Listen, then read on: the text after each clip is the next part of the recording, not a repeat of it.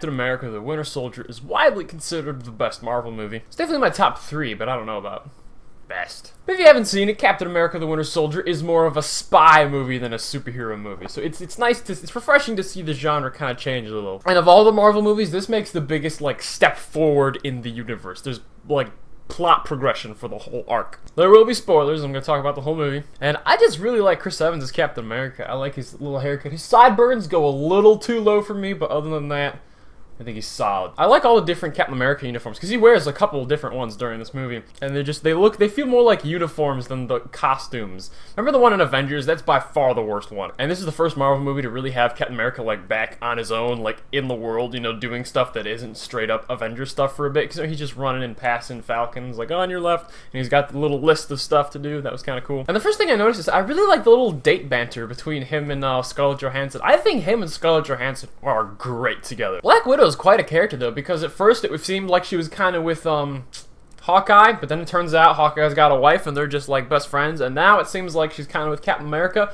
but she's also trying to get him to date other girls. And then in Avengers 2 she's straight up with Hulk. So, but I just like the romancy stuff that happens around her. I like it a lot.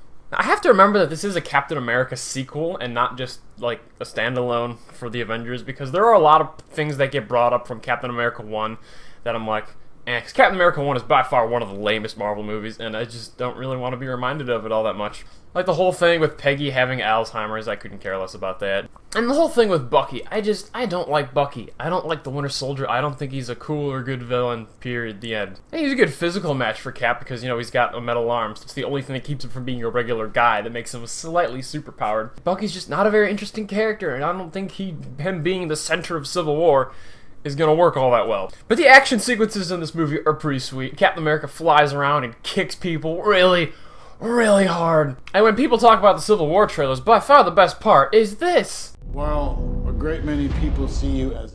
He's just like... While a great many people... Man, that dude can kick. Great many...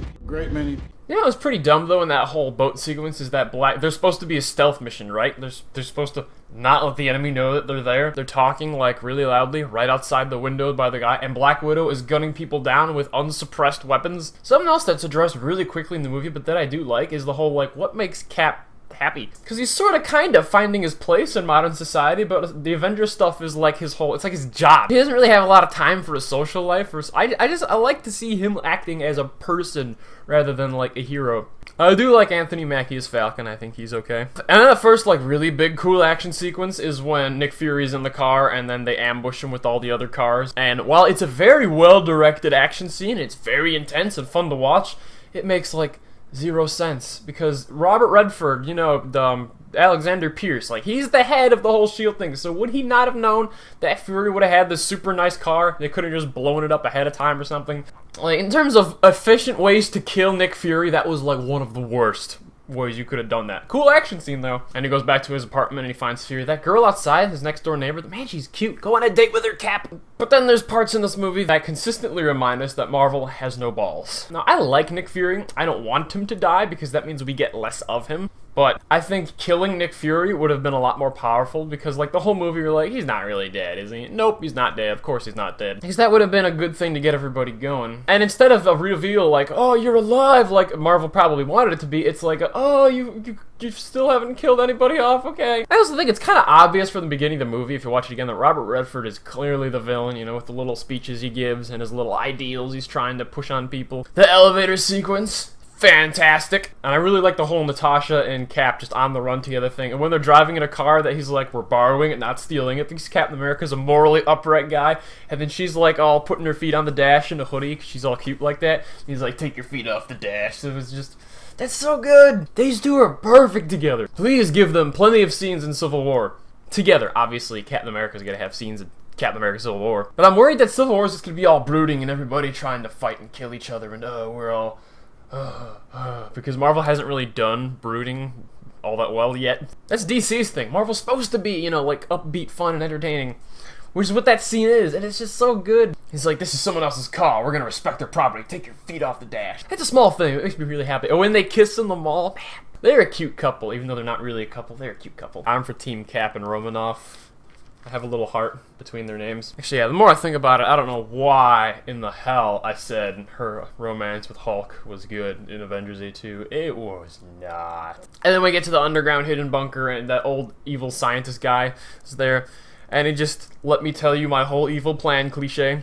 The highway sequence is pretty cool too. Action sequences all around in this movie are very, very good. But yeah, once again, I just don't care that Bucky is the Winter Soldier. I don't care. I could not care less. I barely remembered him from the first Captain America movie, and I wouldn't have if he hadn't been in this one. I gotta be honest, I saw this movie too long ago, and I don't recognize what all these notes mean. And I have written down here, no one handcuffed him with a question mark, and I don't remember who they're talking about. No, they definitely handcuffed Romanov and Cap when they went in the van, so it must have been Winter Soldier. I think after they beat Winter Soldier, Cap just had him sit down, and then he just got away.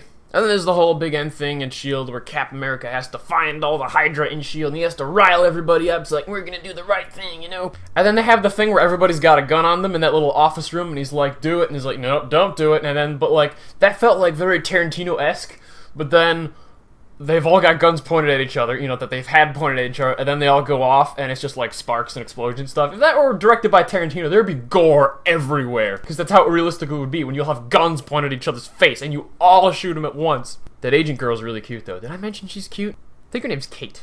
And I gotta admit, helicarriers are cool. People think of Star Wars when they think of, like, just well-designed, cool, memorable, like, vehicle thing. Those helicarriers are up there, too, and they got a bunch of, like, guns on them, too, and they're all just shooting at each other. It's like ship war, space battle stuff. It's just so cool. And I think that was far more entertaining watching them all shoot and blow the hell out of everything than it was to see Captain America kind of fist fight with Bucky a little more, because again, Bucky's not, I don't like Bucky. Said that like 3 times. That wasn't like the climactic final showdown that they might have wanted it to be. And then there's like 2 more death fake outs. Again. And then Cap falls in the water and they play the sad piano music and like, gee, I wonder if he made it. Something I did like though is when Nick Fury has the eye patch and he like flicks a lighter, like carton, crate of box stuff, like a shipping container full of like stuff. He's like burning it. He's got the sunglasses on. It reminded me of like, he's like this espionage guy who's got to like cover his trails, but he's like high up, like kind of operating, but like outside of a organization. It reminded me of Bird Notice, I want to say. Just Michael Weston, like, still having a plan outside of all this and still doing stuff and still operating. So in that essence, I'm glad they didn't kill off Nick Fury. But then he shows up in Age of Ultron and he just says, here we are at the end of our wit. Here's something about Catholic rabbits and you guys need to go fight. And okay. So he was completely irrelevant in that movie. But yeah, on the whole, Captain America Winter Soldier,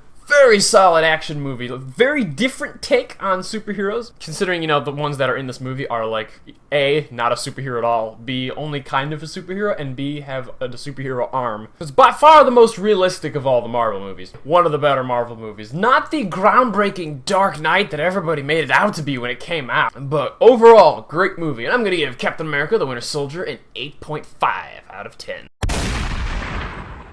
Thank you for watching. I'm Wesley Thompson. Like, share, comment, subscribe. Goodbye, and God bless.